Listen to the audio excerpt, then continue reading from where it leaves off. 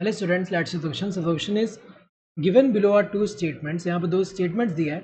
In the light of above statements, choose the correct answer from the options given below. Statement read करके बताना है कि कौन सा option में यहाँ पे correct दिया है. In arithmetic growth, following mitotic division, only one daughter cell continues to divide while the other differentiate and mature. ये सही दिया हुआ है यहाँ पे, क्योंकि अगर हम देखें यहाँ पे arithmetic growth में क्या होता है, जैसे कि यहाँ पे एक सेल है, ये सेल कैपेबल है डिवाइड होने के लिए.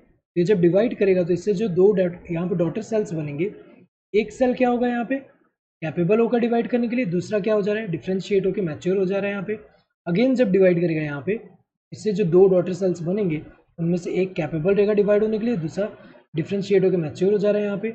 ये वाला तो पहले से ही है, ये जो दो डॉटर सेल है इनमें. तो अगर हम देखिए तो सही दिया है. Statement 2, root elongating at a constant rate shows arithmetic growth, correct दिया हुआ है. जो रूट इलोंगेट हो रहा है वहाँ पे जब कांस्टेंट रेट में यहाँ पे जो ग्रोथ देखने को मिलेगा, नंबर ऑफ सेल्स जो है कांस्टेंट रेट में ऐड हो रहे हैं, तो वो क्या एक तरह का ये जो एरिथमेटिक ग्रोथ है ये सही दिया हुआ है. क्योंकि रूट इलोंगेटिंग जो होता है, जैसे कि यहाँ पे अगर हम देखें, यहाँ पे रूट की अगर हम बात करें तो यहाँ पे जो जोन ऑफ ये जो मेरिस्टेमेटिक जोन जो है,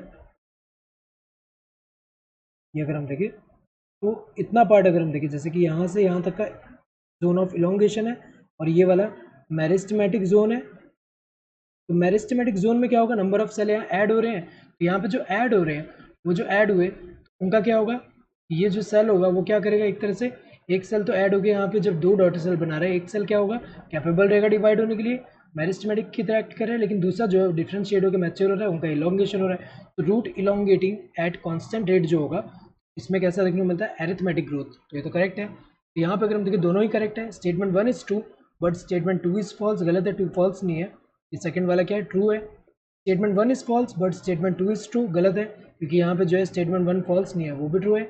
both statement 1 and statement 2 are true, सही दिया, दोनों के दोनों ट्रू है. Both statement 1 and statement 2 are false, गलत है, दोनों फॉल्स नहीं है, दोनों ट्रू है. Correct answer this third one. Hope you understood the question. Thank you, all the best.